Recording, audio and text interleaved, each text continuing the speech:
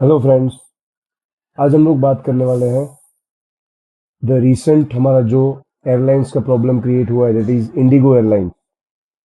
तो आइए दोस्तों, हम लोग जानते हैं कि इंडिगो एयरलाइंस एंड डीजीसीए के बीच के पूरे विवाद को जानते हैं। उनके बीच में क्या ऐसी प्रॉब्लम हो गई, क्या ऐसा विवाद हो गया, उसकी आज हम लोग बात करेंगे यहाँ पे।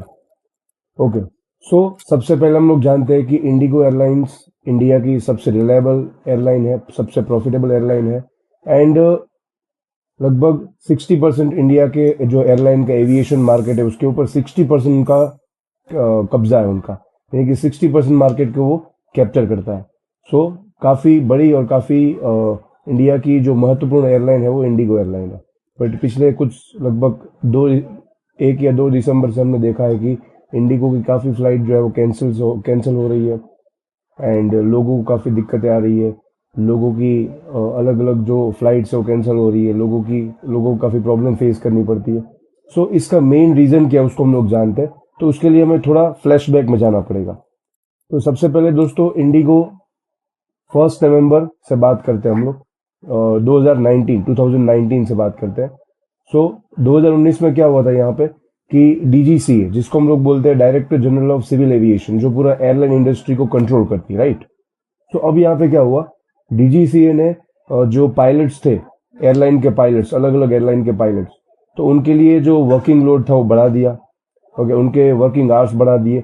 एंड उनका जो रेस्ट टाइमिंग था वो कम कर दिया। प्लस रात की जो लैंडिंग्स होती है फ्लाइट की, इंटरनेशनल फ्लाइट्स की, उसको इंक्रीज कर दिया, उसको बढ़ा दिया। सो इन शॉर्ट, पायलट्स का वर्कलोड बढ़ गया। तो अब इससे पायलट्स को दिक्कत आएगी। सो पायलट जो है वो इनके खिलाफ डीजीसीए के अगेंस्ट में कोर्ट में गए, दिल्ली हाई कोर्ट में गए। And then Delhi high court ने फाइनली जो है वो पायलट्स को राहत देते हुए, रिलीफ देते हुए, उनको जो है वो कुछ रिलैक्सेशंस दिए।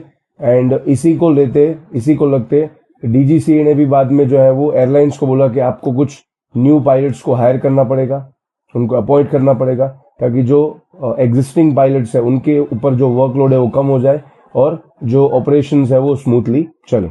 बट यहाँ पे इंडिगो ने ऐसा किया नहीं। ओके, इंडिगो ने क्या किया, इंडिगो ने अपने कोस्ट कटिंग को चलते हुए, यानी कि उन्होंने अपना कोस्ट कटिंग किया, जो भी मोस्ट ऑफ कंपनियां कोस्ट कटिंग करती है अपना पैसा बचाने के लिए। तो यहाँ पे इंडिगो ने भी वही किया, कोस्ट कटिंग किया।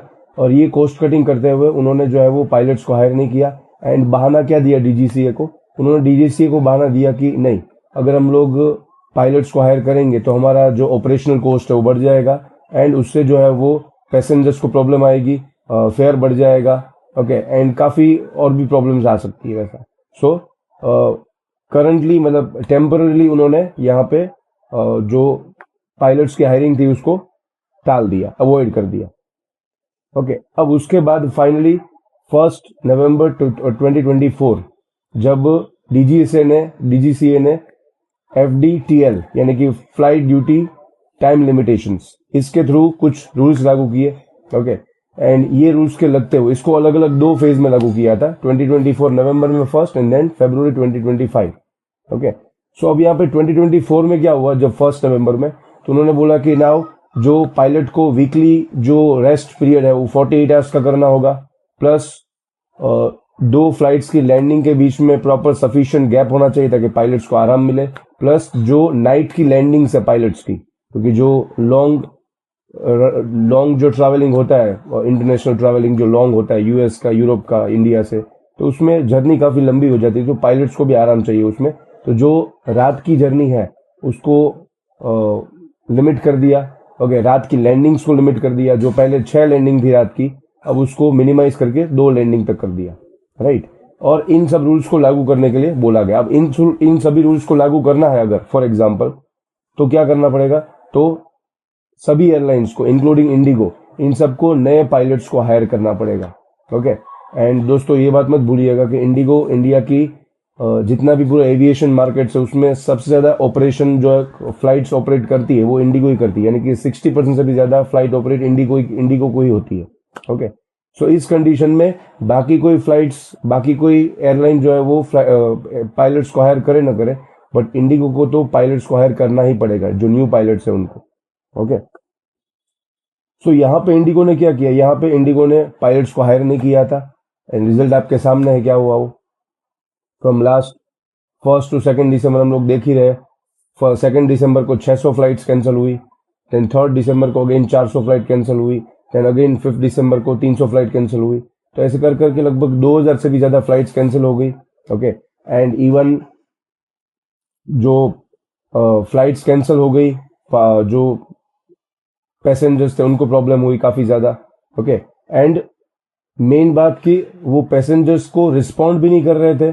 ओके, एंड झूठ बोल रहे थे उनसे कि हो जाएगा सब कुछ प्रॉपर ट्रैक पे आ जाएगा, लेकिन उन्होंने 10-12 दिन तक वेट किया बट कुछ भी हुआ नहीं। तो फाइनली वो लोग रिफंड भी नहीं दे रहे थे। ओके, वो भी उन्होंने जब प्राइम मिनिस्टर्स ऑफिस यानी कि पीएमओ ने जब इंटरफियर किया तब जाके उन्होंने रिफंड जो है वो इमीडिएटली जो है वो रिलीज किया, वरना उसके लिए भी जो है वो लोगों को वेट करवा रहे थे।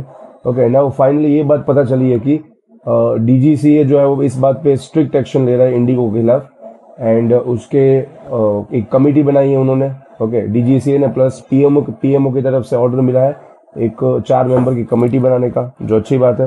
ओके, एंड उसमें ये इंडिगो के इशू को तुरंत ही सॉल्व करने की बात की गई है। ओके, एंड जो इंडिगो का सीईओ है पीटर एल्बर्ट्स, उसको भी समन दिया है, उसको भी बुलाया है डीजीसीए के ऑफिस में, एंड तुरंत ही इस इशू के ऊपर डिटेल में डिस्कशन करने की बात की गई है। तो दोस्तों, आपने देखा कैसे यहाँ पे ये प्राइवेट एयरलाइंस जो है वो अपनी मनमानी कर रही है, एंड कितना किराया ले रही है, जो भी पैसेंजर्स है उनसे लूट रही है खुलेआम पैसेंजर्स को। ओके, इवन दिल्ली से बॉम्बे का किराया इतना कर दिया है कि जिससे हम लोग जिसका किराया उतना ज़्यादा हो गया है कि उससे कम किराया तो जो है वो बॉम्बे से दुबई का होता है उतना, मतलब कि उतना वो लोग जो खुलेआम लोगों को लूट रहे हैं। ओके, जो प्राइवेट एयरलाइंस है वो, एंड वो सिर्फ अपने प्रॉफिट के ऊपर ही फोकस कर रहे हैं, लोगों की लाइफ एंड लोगों की सेफ्टी के साथ उनका कोई भी मतलब रहता नहीं है। तो दोस्तों, ऐसी ही स्टोरीज के लिए बने रहिए। Thank you so much.